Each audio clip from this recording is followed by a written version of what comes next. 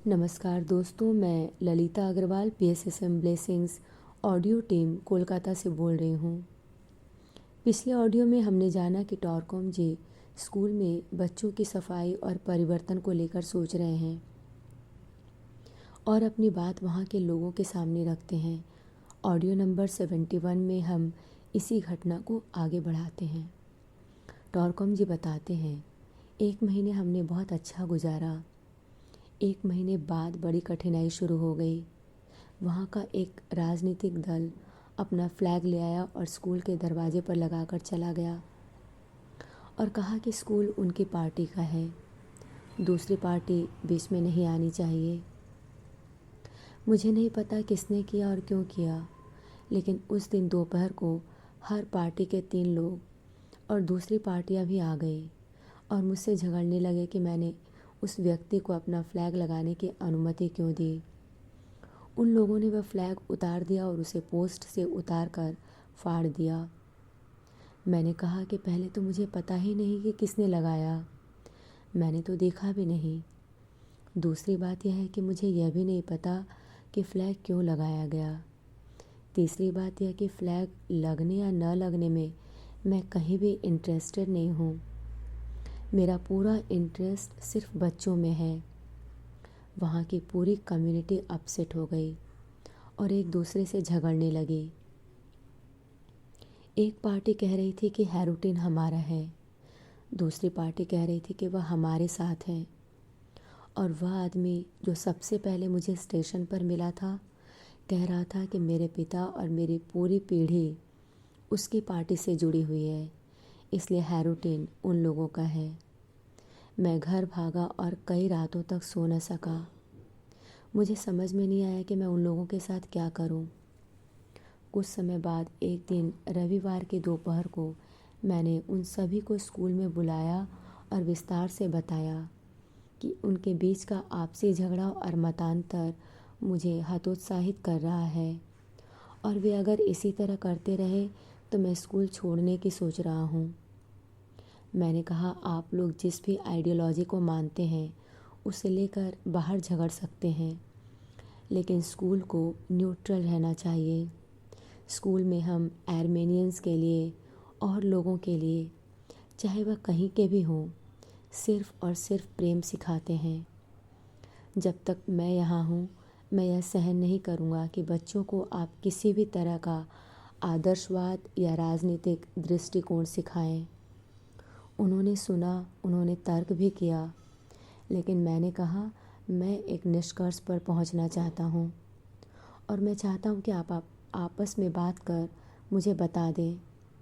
अगर मैं आपके उत्तर से सहमत हुआ तो मैं यहाँ रुकूँगा, अगर नहीं हुआ तो मैं आज ही छोड़ दूँगा, क्योंकि मैं न सो पा रहा हूँ न आराम कर पा रहा हूँ।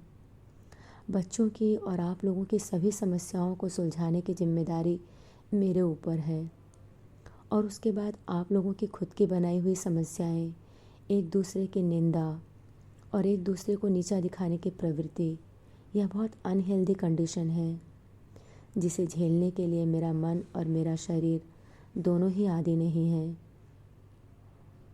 उसके बाद मैंने मीटिंग छोड़ दी और दूसरे कमरे में चला गया और उनके उत्तर का इंतज़ार करता रहा। वे आपस में मध्य रात्रि तक तर्क करते रहे और मैं बहुत नर्वस और इरिटेटेड था।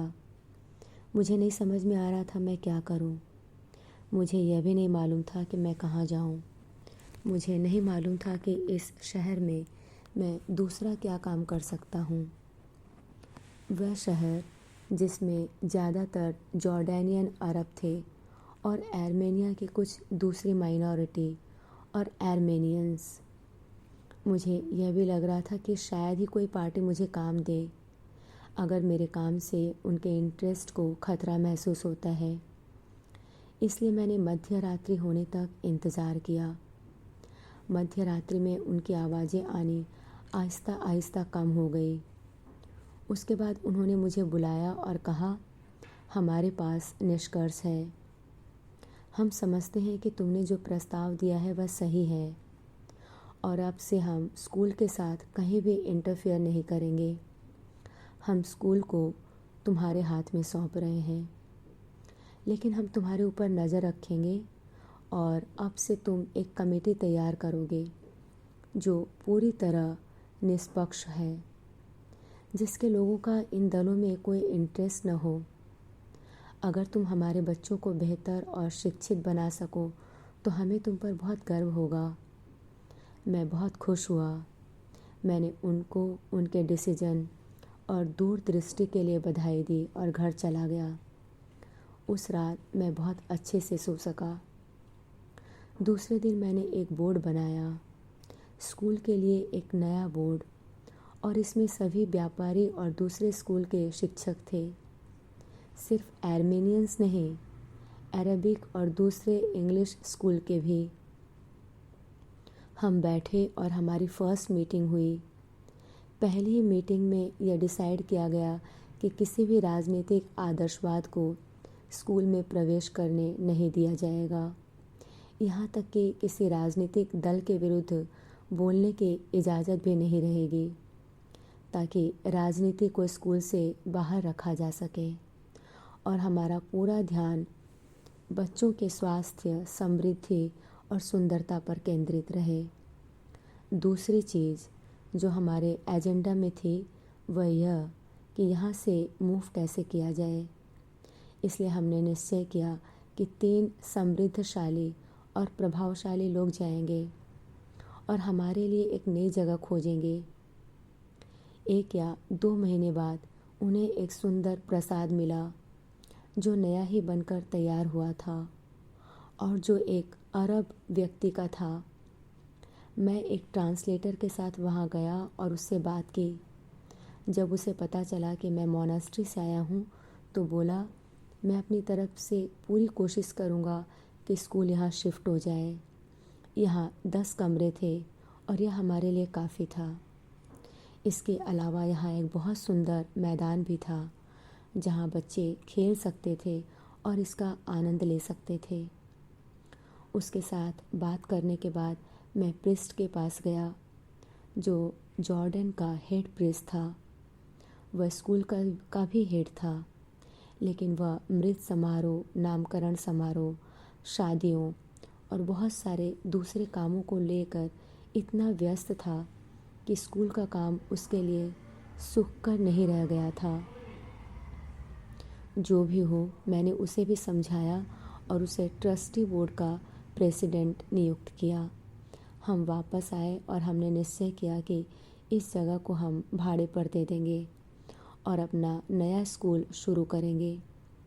2 महीने उस पुराने स्कूल में रहने के बाद हम वहाँ से मूव कर गए और बच्चों का आनंद, उनकी स्वतंत्रता और सुंदरता हमारी कल्पना के बाहर थी। मैंने 2-3 समृद्धशाली व्यक्ति को बुलाकर उनसे बेंच, टेबल्स, चेयर्स और डेस्क डोनेट करने को कहा।